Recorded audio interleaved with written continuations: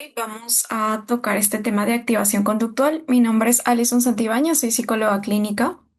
Les agradezco bastante por acompañarme en este espacio para aprender un poco más sobre estos términos y sobre todo perfeccionar quizás un poco más esta habilidad, esta técnica, esta estrategia que vendría a ser la activación conductual. Desde una parte más contextual, más teniendo en cuenta las necesidades del ser humano. Les comento, yo soy psicoterapeuta cognitivo-conductual, pero desde hace 2 años y medio me vengo formando en lo que es un abordaje en trauma propio a las necesidades de los consultantes que llegaban también a sesión. Veo casos de violencia, abuso, trauma en lo que vendría a ser también casos de negligencia, abandono, con población vulnerable. Y es una forma de trabajo que cambia de por sí cuando no estamos trabajando ese tipo de casos. O sea, se nota la diferencia cuando trabajamos con una población vulnerable que necesita ciertos pasos previos para comenzar como tal con cierto tratamiento que requiere más exposición, más demanda, más esfuerzo de alguna otra forma del consultante. Y es justo esa idea lo que el día de hoy quisiera compartir con ustedes. Entonces, mi fin es que podamos interactuar en esta primera sesión, la segunda sesión también que vamos a tener el día de mañana, para aprender un poco más sobre la activación conductual en contextos de sufrimiento emocional complejo. Vamos a ver el tema de sufrimiento humano, sufrimiento emocional. No estoy tocando tanto el tema de trauma complejo, pero si por ahí a alguno le interesa también el tema como tal de trauma, trauma complejo, creo que en esta sesión o la siguiente un poco, por ahí podemos ir como incluyendo un poquito más como ese tema, esos casitos, por si ustedes también desean familiarizarse más con eso, ¿no? Igual que sea un espacio para que todos podamos aprender. Les agradezco bastante por estar aquí. Bueno, de por sí estoy viendo también los comentarios, y es que en todo caso necesitamos, por aquí voy a estar admitiendo también, por si acaso también necesitamos resolver algunas dudas. Y bueno, comenzamos. ¿Qué es lo que vamos a estar aprendiendo en estas dos clases? Primero, comprender el sufrimiento humano desde un enfoque más comportamental y contextual. Les voy a dar algunas definiciones y creo que va a ser importante consolidar como la idea de lo que podemos entender sobre lo que significa el sufrimiento humano. De ahí, entender bastante el rol de la evitación experiencial, ¿no? Y cómo es que la evitación pues logra mantener el malestar emocional, el malestar psicológico de la persona. Cómo es que las conductas, la postura, las emociones, lo que hace o no hace puede llegar a mantener ese malestar. Y vamos a ver también un poco sobre la estructura del proceso inicial para poder trabajar la activación conductual, ¿no? Cómo esto lo podemos adecuar a estos casos más de sufrimiento emocional o trauma complejo. También vamos a ver quizás un poco de lo que es cómo evaluamos en todo caso cuando tenemos un consultante que podríamos decir que el caso se relaciona más con un caso de sufrimiento complejo, un caso quizás que requiera mayor estabilización previa o mayor trabajo, ¿no? Porque no todos los casos de por sí son iguales. Y nos vamos a ayudar mucho de algunos tamizajes, preguntas o incluso evaluaciones también para poder determinar con qué casos sí trabajar como estos procesos más minuciosos y con qué casos ya fácilmente quizás podemos comenzar a abordarlo. En primer lugar, quería hacerles esta pregunta, ¿no? ¿Qué entendemos nosotros por sufrimiento? Cuando decimos, no sé, este paciente está sufriendo, esta persona ha sufrido mucho en su vida, esta persona, yo estoy sufriendo, ¿no? No sé, terminé una relación o me han despedido de un trabajo o he perdido a una persona y estoy sufriendo. ¿Qué entendemos por sufrimiento? Buenos días. Sí, coménteme, ¿qué Sí, mi tal? nombre es Beatriz Palomino. Bueno, yo cuando pienso en sufrimiento, me pongo a pensar, porque obviamente lo hemos sentido todos, un sufrimiento de cualquier tipo, y veo que es una experimentación de angustia, de desesperación. ¿no? Obviamente encierra también aflicción al respecto, o no saber cómo resolver el problema y eso crea en ti, como lo dije, una angustia y desesperación. Entonces, no sabes qué hacer, ¿no? Es como estar encerrado Mm, y creer que no puedes resolver eso y, no sé, llevarlo al plano incluso de la depresión, ¿no? En el peor de ujú. los casos. Listo, muchísimas gracias, gracias Beatriz. Sí, ¿no? Creo que lo que me comenta sería como que el ser humano se da cuenta que algo no puede, que algo ya lo sobrepasa y comienza a experimentar como muchas emociones también que pueden ser complejas, por ahí incluso llegar al punto, no sé, de la depresión. A veces un episodio depresivo en algún momento siempre digo es cotidiano, pero ya cuando hay, no sé, cuando se van juntando muchos episodios depresivos o una sintomatología también que se está manteniendo con el tiempo. Tal cual, ¿no? Podríamos quizás decir que la persona está sufriendo. Al final creo que sería como algo muy subjetivo, no sé, para mí no es el mismo sufrimiento que para ustedes lo que conlleva la palabra sufrimiento, pero me parece bastante bien. No sé. Buenos días, Alison. Bueno, en mi caso, creo que la palabra sufrimiento, ¿no? Como está escrita, creo que tiene como Ok. una connotación más como de mayor intensidad, como que de mayor duración, por así decirlo, ¿no? Sobre todo creo que muchos se le relaciona con la palabra dolor. Pero claro, cuando uno ve Mm, sufrimiento es como ya más, como si fuera algo más presente, como si fuera algo que, ¿cómo decirlo? Más fuerte que el sufrimiento. Yo lo entiendo más por esa parte. Como que es ah, más, ¿cómo se dice, no? Se sufre más, causa mayor malestar en la persona. ajá, ok, como mayor intensidad, como por intensidad, en todo caso podríamos determinar un poco el sufrimiento. ¿Ya? Está bien. ¿Alguien más tiene alguna otra idea?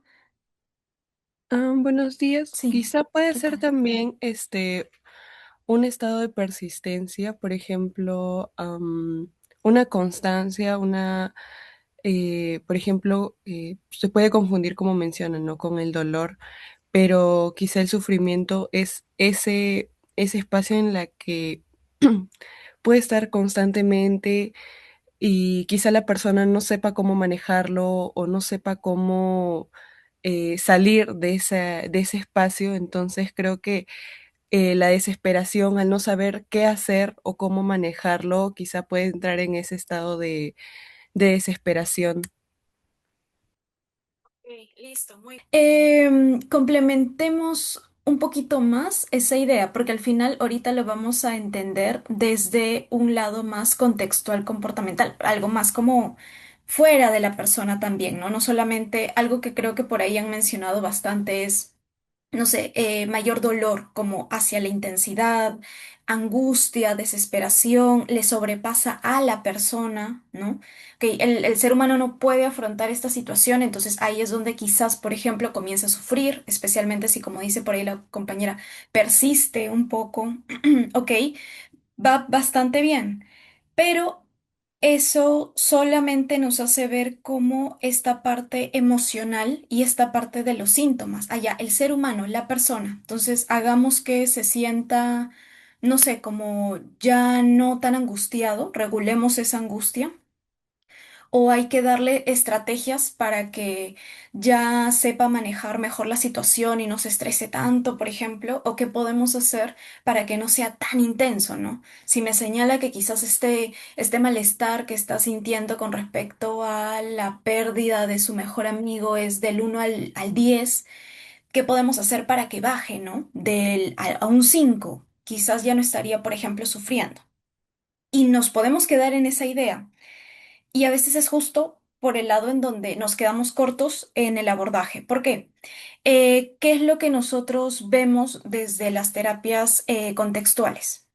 Se dice que el sufrimiento humano no se entiende únicamente por esta presencia de esta sintomatología en la persona, como puede ser la tristeza, ansiedad, miedo, apatía, angustia, sino también que es el resultado, sino que es en sí el resultado de la interacción constante que tiene la persona y su entorno. El entorno va cambiando y vamos también de alguna otra forma causando un efecto en el entorno y el entorno también va causando un efecto en mí. Entonces dejamos de ver las cosas como qué es lo que la persona siente a verlo más como y qué pasa con la persona cuando experimenta aquello que siente y qué es lo que hace con eso que siente y qué es lo que pasa después. Cuando ustedes mencionan, se mantiene o es algo muy intenso, ¿qué hace de que, no sé, una tristeza se vuelva más intensa?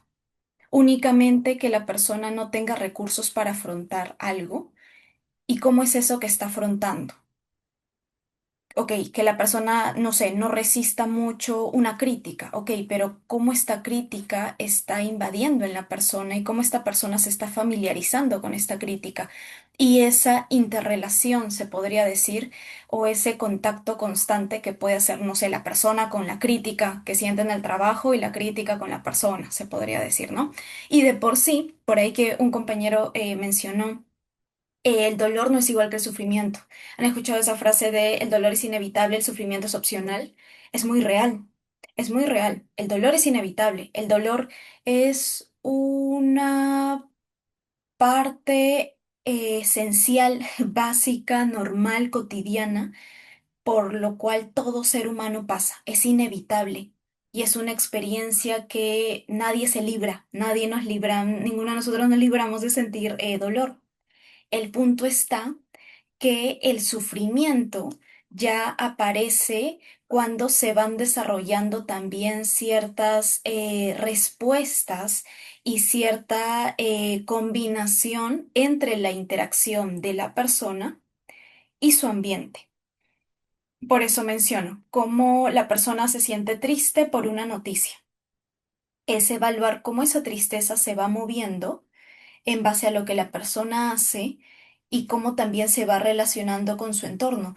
Porque las cosas que nosotros hacemos o dejamos de hacer de alguna u otra forma influye también en nuestro entorno. Es como, no sé si han escuchado en consulta o a ustedes les ha pasado, prefiero no contarle esto a mis papás para no preocuparlos. Entonces evitas hablar con ellos y nosotros creemos de que, ok, si yo evito hablar con ellos sobre este malestar, entonces no les hago daño, pero incluso ese silencio de alguna otra forma también va generando cierto efecto directa o indirectamente en las otras personas, algo que le digo bastante a los consultantes. Y por ejemplo, este ejemplo lo escuché de una profesora y me gustó mucho porque lo entiendo bastante sencillo. Imagínense que ven un charco en el piso, en el suelo, ¿no? Ven un charco de agua y ustedes botan una piedrita. Cuando ustedes botan esa piedrita, se forman como esas ondas, ¿no? Que va como el efecto de haber botado la piedrita justo en el centro, pero esas ondas llega como a todo el charco. Esa piedrita, imagínense que es como el dolor. Esto que pasa, esto que me mueve, esto que cambia, esto que vino externo, por ejemplo, esta noticia, esta situación. Y esas ondas es incluso el efecto que causa en otras personas o que causa también en los demás. Y ahí es donde comenzamos a darnos cuenta que incluso todo lo que hacemos, todo lo que pensamos, todo lo que decimos, también tiene un efecto en el contexto y el contexto también puede tener un efecto en nosotros mismos, ¿no? Y va como en una interrelación. Para que podamos, por ejemplo, entender mejor unos conceptos. Desde un conductismo más radical, el sufrimiento no solamente se explica únicamente por lo que una persona puede sentir, sino también por las contingencias y contextos en el que vive. Es decir, dos personas o cierta cantidad de personas pueden experimentar la misma emoción. Los dos sienten tristeza por un duelo de ruptura amorosa, por ejemplo. ¿Ok? Pero lo que hacen y cómo se relacionan, todo desde esta parte conductual, influye en cómo ellos se pueden sentir. Si ellos se aíslan, si uno de las dos personas se aísla, si una de las dos personas va a terapia, si una de las dos personas pide ayuda, si una de las dos personas bloquea a la expareja, si una de las dos personas quema todos los recuerdos que le dio la pareja, todas esas conductas y posteriormente también incluso cómo reacciona el contexto, no, en este caso conductismo, qué es lo que hace tal cual la persona, puede influenciar en cómo, en cómo él se puede sentir y de acuerdo a eso, qué posteriormente sigue haciendo con, con esa emoción, ¿no?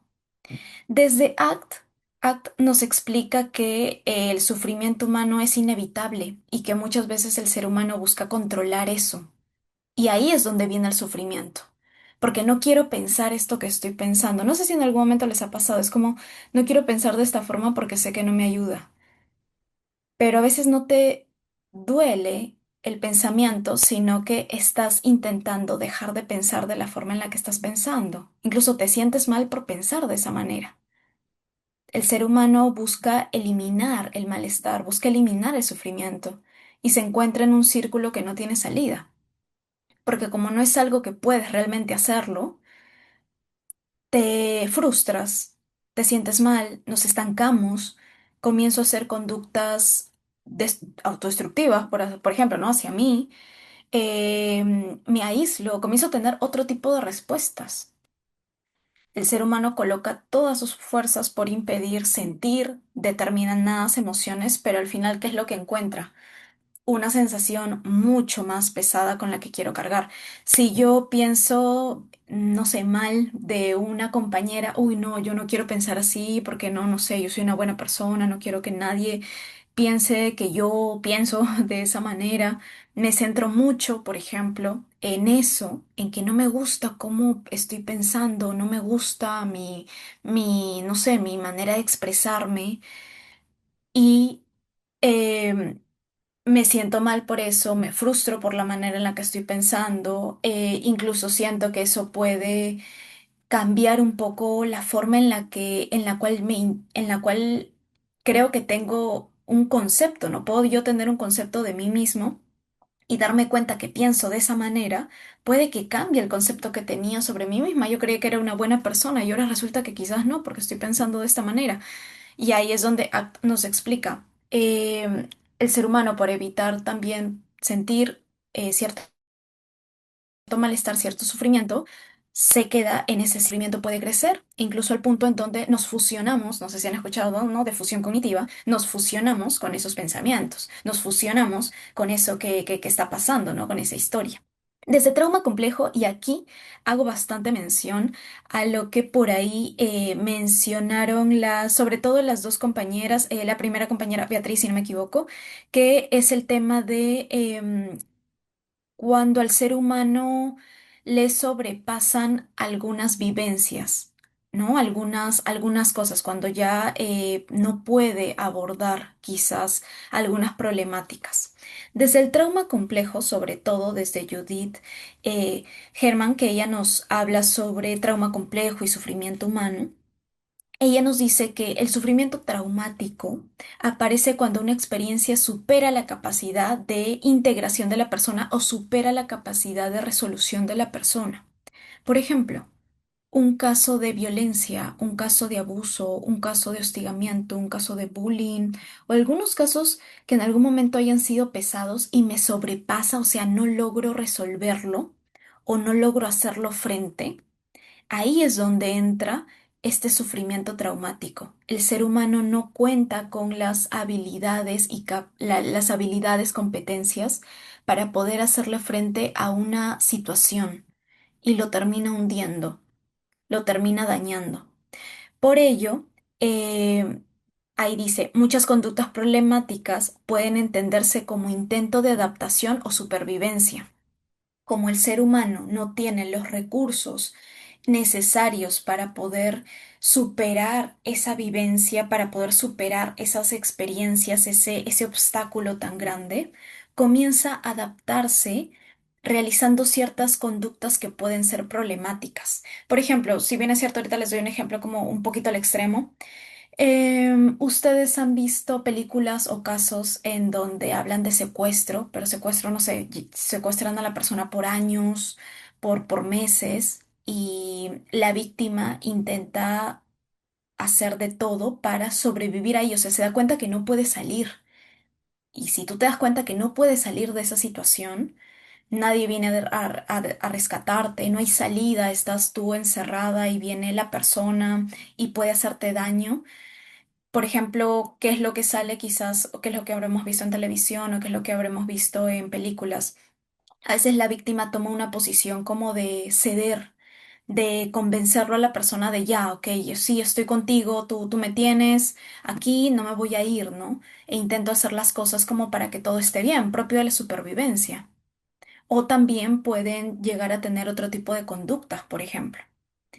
A eso se le llama esas conductas problemáticas, problemáticas no que, no que él sea rebelde o que algo esté haciendo mal, sino conductas que no son saludables, que no son buenas, como intento de sobrevivir o adaptarse a estas situaciones que lo sobrepasan. Entonces, al final, todos estos conceptos también hacen mención de sí una sintomatología que manifiesta la persona, pero también lo que hace y de alguna otra forma cómo se puede llegar a relacionar con el contexto. Em, Viendo cómo el sufrimiento modifica algunos patrones de conducta, aquí podemos ver algunas respuestas naturales de protección, que son los mecanismos de defensa, por ejemplo, que podemos tener todas las personas. Podemos tener uno de ellos o podemos tener una mezcla. Puedo yo tener dos, puedo tener tres, puedo tener uno de ellos. ¿No? Va a depender de, en todo caso, nuestra historia de aprendizaje, va a depender de nuestra forma de ser para darnos cuenta también cuál es el mecanismo de defensa que tenemos. Por ejemplo, está la lucha, que son respuestas más orientadas a enfrentar la amenaza, a enfrentar el problema, esas personas que le dan frente a la situación, ¿no? Esto nos ayuda a protegernos, evitar vernos o sentirnos vulnerables también frente a otras personas. También está la huida, la clásica evitación. Literal, me voy, como también evito alguna situación. No, es que a mí no me gustan las discusiones, ya no hay problema, que se haga lo que ella dice, no, no quiero entrar en problemas, ¿no? Y quiero estar tranquilo. De alguna otra forma es huida, porque estamos como, estoy evitando. Oye, ha dicho esta persona que tienes que ir a hablar con ella porque hay un tema que se tienen que resolver, no vas a hablar con ella. Me alejo como tal de esas situaciones, ¿no? Evito la confrontación, con la idea de alejarme del peligro. No es que no me importa tener esta conversación contigo, pero posiblemente no sienta que tengo los recursos para poder afrontar esa discusión contigo, ¿no? Y busco soluciones más rápidas. Ya, mira, sé que quieres conversar conmigo, pero bueno, te pido disculpas, ¿no? Si te hice sentir mal. No lo vuelvo a hacer, ¿ok? Discúlpame. Me ahorro la conversación de la vida de confrontar el problema simplemente con mencionarte, discúlpame ya, que todo esté bien, no lo vuelvo a hacer. Congelamiento. Respuestas más de inmovilización. No sé si ustedes en algún momento han visto un robo. A mí en lo personal nunca me han robado como tal. No sé si ustedes sí. Pero hay muchas personas que se quedan congelados, inmóviles. O hemos visto películas, no sé, de desastres naturales y hemos visto cómo un personaje se queda como ahí y no se mueve y ve toda la avalancha de, no sé, de lo que pueda venirse encima y simplemente se queda en esa posición. Es una respuesta también, un mecanismo de defensa que lo solemos también usar, ¿no? No todos, pero hay personas que también lo suelen usar. Y el último es la complacencia, que es una respuesta orientada más a mantener esta seguridad mediante la búsqueda de aprobación, ¿no? Y a relacionarse con evitar conflictos personales. Yo no digo no, ya cedo, que sea lo que tú digas. Tu opinión al final va a ser más importante que lo que yo diga, porque si yo digo cómo me siento, quizás a ti no te guste, quizás te enojes. Y yo no sé cómo lidiar con eso, entonces mejor que se haga lo que tú desees, ¿no? Así ya no discutimos, ya no peleamos. Em, ¿Y qué pasa con estas respuestas? Estas respuestas son respuestas naturales. Todo ser humano lo tiene. El problema está que cuando el ser humano pasa por episodios de sufrimiento, o sea, ese dolor se vuelve sufrimiento, ese dolor cambia cambia en el contexto y se vuelve también un sufrimiento, las personas al percibir situaciones amenazantes y amenazantes constantes, comienzan a utilizar estas respuestas naturales de protección demasiado, incluso sin mucha justificación, incluso sin que haya un problema, un peligro como tal, y ahí es donde se vuelve disfuncional. Los mecanismos de protección son válidos y eso siempre se le menciona al ser humano. Sin embargo, cuando lo utilizo siempre, es como, no quiero confrontar una situación contigo, una discusión. Las discusiones no son malas, la confrontación no es mala, pero lo suelo percibir como si fuera algo malo, como si fuera un peligro. Quizás en mi historia de aprendizaje he percibido las confrontaciones como una situación de peligro, pero no caigo en cuenta de que, bueno, no sé, somos hermanos y no me quieres decir nada malo, incluso solamente me quieres decir cómo te sientes, pero yo ya no puedo, yo ya evito. ¿Y qué pasa cuando comenzamos a evitar? El ser humano no se prepara para poder manejar ese tipo de situaciones, y no tenemos posteriormente las competencias, las habilidades necesarias, donde nosotros ponemos en práctica habilidades, competencias de resolución de problemas, de tolerancia al malestar, de regulación emocional, si no son en las mismas situaciones. Pero si yo utilizo estas respuestas de protección, estos mecanismos de defensa para evitar las situaciones, ¿en qué momento practico lo que tengo que practicar? Que es la tolerancia también al malestar, la regulación emocional, resolución de problemas, comunicación asertiva, entre otras cosas más. Nosotros en esta ocasión nos vamos a centrar un poco más en esta huida, que sería como la evitación, se podría decir. Esto es muy importante a tenerlo en cuenta, y es que la conducta también puede ser un medio de, o mejor dicho, ver la conducta como la interacción con el contexto, ver no solamente la conducta de qué es lo que hace el consultante con sus propias emociones y que la conducta es para sí mismo, sino también cómo esta conducta influye a su medio. Cuando yo decido aislarme y un fin de semana no responderle mensajes, no solamente yo me aíslo y eso es para mí, sino también cómo eso puede interactuar también con el medio. Entonces, aquí ya nosotros es importante hacernos las siguientes preguntas. ¿Qué ocurre antes de darse la conducta? ¿Qué es lo que hace la persona específica? O sea, cuáles son las acciones como tal. Yo puedo decir aislarse. Aislarse no es como tal la conducta. ¿Qué es lo que hace? ¿No? ¿Y qué ocurre después de la conducta? ¿Qué ocurre después en el contexto? ¿Qué ocurre después para la persona? ¿No? ¿Cuáles son esas consecuencias a corto o largo plazo que puede tener el yo no responder mensajes de mis amigos? Aquí, por ejemplo, algo que nos dice el autor es que la conducta no ocurre de manera aislada, ni surge únicamente por características internas de la persona, sino que todo comportamiento ocurre dentro de un contexto, hay un contexto. Y este influye por las consecuencias también que produce. Entonces, nuestras conductas no son de forma aislada porque únicamente, no sé, únicamente siento algo y hago determinada conducta, sino que también está influenciada está dentro de un contexto, está influenciada y puede también seguir influenciando a otras conductas que se puedan llevar a cabo en mi entorno, ¿no? Por ejemplo, una persona que ha sufrido una pérdida importante puede dejar de responder llamadas. Imaginemos que eso es lo que realiza. Una persona ha sufrido una pérdida, ya sea, por ejemplo, una ruptura amorosa o en todo caso está pasando por un duelo, un fallecimiento, y esta persona deja de responder mensajes. ¿Cuál es la primera conclusión a donde nosotros llegamos? La persona se aísla, ¿verdad?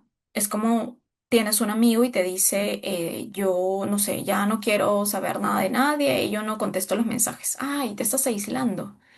Incluso cuando coloqué este ejemplo, me vino mucho a la mente, yo no trabajo con adolescentes, pero las veces que trabajo con adolescentes, o cuando en algún momento me toca trabajar con algún adolescente, más que nada, como digo, por este tema de trauma, sí recibo algunos casos de adolescentes.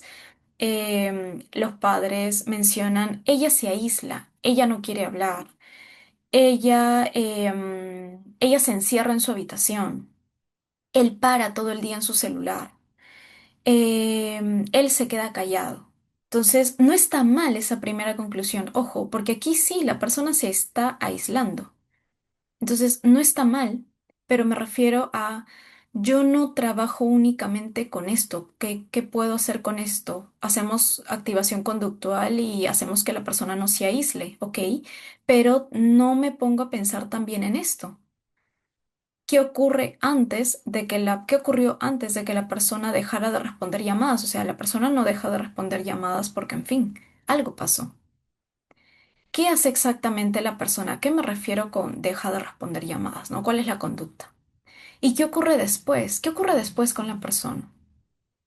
¿Qué ocurre después en el entorno? ¿Cómo responde su entorno a eso, ¿no? Entonces, desde una mirada más contextual, podríamos determinar justo estas preguntas. ¿Qué ocurre cuando responde las llamadas? ¿Por qué ha dejado de responder llamadas? ¿Qué es lo que ocurre cuando sí, cuando logra responder las llamadas?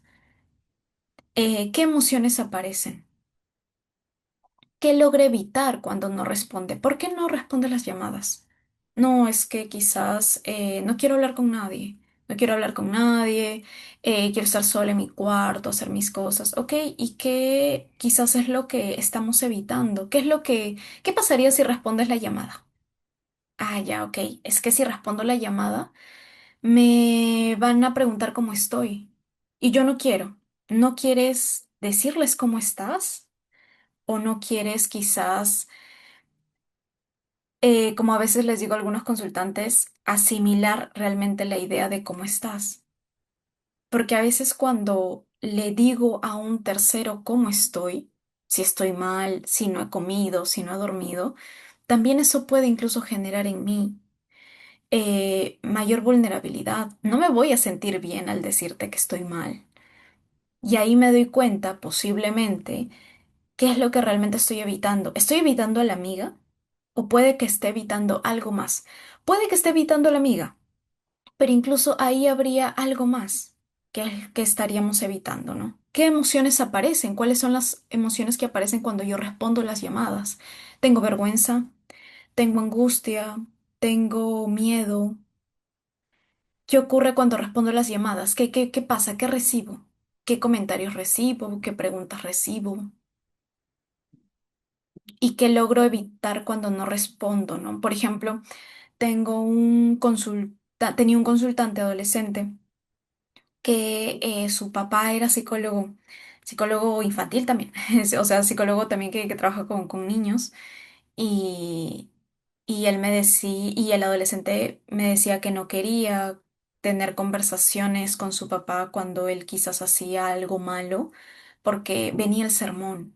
Porque hablar con su papá, o sea, responder a su papá, creo que trabajaba en minas, ¿no? Eran esos trabajos donde no paran en casa, por ejemplo. Siempre paraba lejos, en provincias, y la única forma de contacto como tal era por el celular. Y él no quería responder a su papá. Y normalmente ahí es como, él no quiere responderle a su papá, él no quiere hablar con su papá, él se aísla de su papá. No sé, no quiere a su papá, ¿no? Pero en realidad al hacer ciertas preguntas es como, no me gusta responder las llamadas de mi papá. ¿Por qué? Porque aparece el sermón. Me dice, él me habla, él ni siquiera me pregunta cómo yo estoy, sabe cómo estoy o sabe lo que ha pasado por mi mamá y simplemente es yo escucharlo una hora hablando. ¿Y eso cómo me hace sentir? ¿Ok? Y al no responder la llamada, ¿cómo yo me siento? Ahí también es algo interesante porque la evitación que puedo yo hacer también, perdón, la consecuencia, tendríamos que también preguntar por la consecuencia, lo que viene después del evitar, ¿no? Porque recuerdo mucho que este adolescente me decía que incluso se sentía mal por evitar la llamada, no era como, uff, un alivio, un descanso, para nada, se sentía mal, pero se sentía peor cuando recibía la llamada. Y ya de ahí también recuerdo que pudimos ver exactamente cómo era eso de sentirse mal y sentirse peor, diferenciarlo. Habrán algunas personas que ante una evitación, la consecuencia inmediata sea una sensación de alivio, que normalmente quizás pasa, ¿no? No confronto eso, uf, poquito de alivio. Pero a veces también vienen otras emociones. Hay que ver qué es lo que va encontrando la persona, ¿no? Por ejemplo, en el caso anterior, imaginemos si esto se trata de una ruptura. Si yo únicamente me quedo con la idea de que, ok, la persona ha pasado por una ruptura amorosa y deja de responder llamadas, entonces él se está aislando. Yo puedo únicamente quedarme con el qué siente la persona. Siente tristeza, siente ansiedad, se siente desmotivado, siente culpa, siente miedo, ¿no? Puedo quedarme únicamente con esto y yo querer trabajar con esta tristeza, yo querer trabajar con esta desmotivación, yo querer trabajar con esta culpa. Y yo centro mi plan terapéutico, mis objetivos, a cambiar estas emociones. Lo que nos dicen estos autores es que muchas veces nuestros síntomas son consecuencias de patrones conductuales. Son estos patrones conductuales los que mantienen el malestar. Y aquí nosotros es importante mencionar qué procesos están manteniendo este malestar, este sufrimiento. Por ejemplo, me di cuenta que la persona al evitar responder las llamadas, está evitando un dolor emocional. Es decir, no quiero recordar que ella no está, porque me van a preguntar, oye, ¿y cómo estás? Oye, ¿y qué tal todo? ¿No? Y yo sé que me están preguntando por cómo estoy, porque sé que ya no estoy con ella, porque si no, ¿para qué me llamarían? Entonces no quiero eh, confrontar quizás esa realidad de que no quiero recordar que no estoy con ella, no quiero recordar que ella no está. ¿No? Pérdida, por ejemplo, de reforzadores. Ya no es lo mismo cuando salgo con mis amigos. O sea, incluso puede que no haya necesariamente algo negativo, pero lo que normalmente era para mí actividades de goce, de placer, ya no está siendo lo mismo. Antes me gustaba salir con mis amigos y ahora ya no quiero. Entonces ella se está perdiendo estos reforzadores naturales que tenía. Ya no es lo mismo, ya es un 3 de 10 y no deseo. Y también pueden aparecer ciertas reglas, ¿no? Internas, ciertas conductas que gobiernan incluso los pensamientos. Si les respondo, igual no me entenderán. O sea, igual si me dices que les hable, que les diga cómo estoy, igual no me van a entender porque, no sé, no saben realmente lo que ha pasado, igual van a decir, ya, pues no te hagas problemas quizás por eso. Nadie me entiende. Como tengo estos pensamientos, estas reglas internas de nadie me entiende, entonces, ¿para qué hablo de cómo yo me siento? Tengo un consultante con un tema también de ruptura y él tiene una regla que es más como,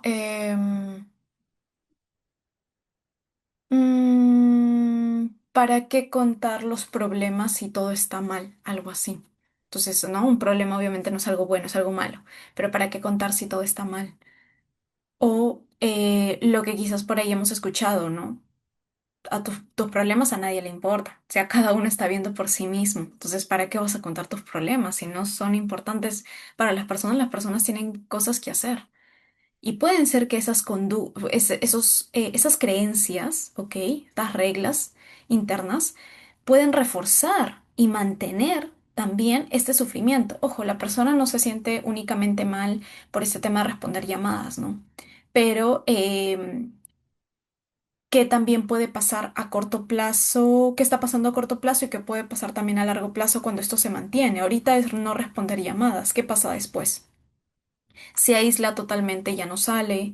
Entonces ya nadie sabe absolutamente de él, ya no ve quizás ni siquiera las redes sociales, ¿no? Ahí comenzamos a darnos cuenta que ya hay otros factores. Por ejemplo, eso también es importante. ¿Qué obtiene o qué evita cuando no responde las llamadas? ¿Qué estoy evitando? ¿O qué obtengo cuando no respondo las llamadas, ¿no? Hay algo que tengo, hay algo que obtengo cuando decido no hablar, cuando decido callar, cuando decido no afrontar. Hay algo que estoy evitando. Em, Esto es uno de los últimos temas como para dar más contexto o más cuerpo a todo esto que estamos hablando sobre el sufrimiento humano y cuáles son estas variables también que lo puede mantener. Y es en este caso el papel de las contingencias. Este autor propone que muchos cuadros depresivos pueden comprenderse como una reducción significativa de las fuentes de reforzamiento en la vida de la persona, ¿no? Justo esto, ya la persona ya no es lo mismo. Antes sí le gustaba salir con los amigos y ahora ya no. Entonces, por ejemplo, la persona puede sentir un dolor emocional. La persona comienza a evitar. Alivio momentáneo porque ya, a ver, yo normalmente todos los sábados salía con mis amigos, ha pasado este tema de la ruptura, no quiero que me pregunten nada, este sábado no salgo. Hablemos otro día. Ya los veo otro día, pero este sábado no quiero salir. Alivio momentáneo. No quiero verles las caras porque me van a preguntar de por qué ha terminado mi relación. Ok. Pero ¿qué pasa con eso? Que el ser humano no se da cuenta, pero hay menos actividades valiosas que en todo caso el ser humano tiene, porque normalmente él salía con los amigos, no sé, iba al gimnasio, con un amigo también se veía algún día de semana jugar videojuegos, no sé, en línea, con el otro amigo a veces hablaban sobre cómo le estaba yendo en el trabajo y él decía, no, es que no quiero que me pregunten por ahora, y ya no hablo con ellos. Entonces, estas actividades que para mí eran valiosas, que normalmente son importantes para mí, y ahorita pueden ponerse a pensar cuáles son hoy por hoy las actividades que son valiosas para ustedes. No sé, van al gimnasio, asisten a un curso, no sé, alguna actividad que puede ser importante para ustedes, lo vamos perdiendo, por ejemplo. ¿Y esto qué es lo que causa? Más desánimo, sintomatología depresiva, tristeza, soledad, ansiedad. Y eso refuerza la evitación, porque ya te aislaste, no va a ser tan fácil que regreses otra vez a lo mismo, ¿no? Al disminuir estas actividades placenteras, disminuyen las oportunidades de experimentar bienestar, conexión o sentido. Y no solamente eso, porque algo que yo le menciono a los consultantes, y eso es importante y no sé si ustedes también lo han notado en ustedes mismos. Mm, si yo tengo una consultante que normalmente va al gimnasio, por ejemplo, o sale a pasear con sus perritos, no es que le digo sigue haciéndolo para que te sientas bien, por si ahorita el pasear a sus perritos lo va a hacer que se ponga feliz, porque puede que no. Esa actividad era significativa para la persona o era bonito para la persona, era como pasear a sus mascotas, era algo bonito, pero ahorita, por ejemplo, está pasando por una situación y ya no está haciendo algo bonito. Entonces, yo no digo que lo hagas para que te sigas sintiendo bien o para que te sientas bien, sino porque tienes nuevas oportunidades de experimentar nuevas sensaciones y nuevas emociones. Hay nuevas sensaciones que experimentas. Salimos ahorita de casa, el clima, ya sea que si les gusta o no les gusta ahorita cómo es el clima, el tema de que escuchamos otras cosas, vemos otras cosas, estamos como un poco más expuestos y eso hace que nuestros sentidos también estén percibiendo nuevas sensaciones. No es diferente que estemos en casa o que estén, no sé, en la universidad. Un día puedo decir, no, hoy no quiero ir a la universidad. Pero ¿qué pasa si vas? No digo que te vayas a sentir súper feliz, pero te distraes. Ves a otras personas, incluso te puedes estresar, pero ya es una experiencia nueva porque te estresaste. Te preocupaste por algo, te impactaste por algo, miraste algo nuevo, estornudaste, sentiste algo, alguien pasó por aquí, te chocó el brazo, sudaste. O sea, son muchas sensaciones que el ser humano no se da cuenta que pierde cuando comenzamos a ver este alivio inmediato por como algo que lo quiero constantemente, ¿no? ¿Y qué es lo que pasa a largo plazo? Disminuyen estas experiencias gratificantes, porque entonces yo tenía 5 actividades que normalmente hago en la semana, ahora a las justas tengo una, pero hasta me cuesta mantener esta una, ¿no? Aumenta alguna sensación de vacío o alguna sensación de ya las cosas no tienen sentido o incluso qué soy yo, ¿no? ¿Quién soy yo? Porque normalmente yo iba al gimnasio y ya no voy. ¿Y qué pasa cuando no voy al gimnasio? Entonces, ¿qué hago? Yo creí que era lo mío ir al gimnasio, pero ya no me da ganas. Estoy triste y ya no voy. Y cuando estoy en la casa es como, no hago nada, entonces no sé quién soy. Y a veces llegan a ese punto también.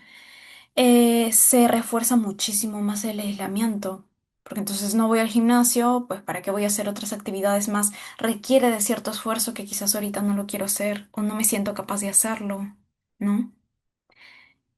Entonces, si hasta esta parte nos damos cuenta realmente de las actividades, de cómo se va perdiendo y cómo la persona va pensando como está pensando, sintiendo como está sintiendo, actuando como están actuando, e incluso si aquí le sumáramos el tema de cómo el contexto reacciona, por si es que es invalidante, por si es que incluso refuerza esto malo, ¿no? Por ejemplo, no quiero ir al gimnasio, ya no vayas, no te preocupes, tómate tu tiempo, no es necesario. ¿Estás seguro que quieres ir? Quizás quieres descansar, mejor, porque ahorita lo estás pasando mal, no es necesario que vayas. El contexto también puede influenciar en que algunas conductas se puedan mantener y no, ¿no?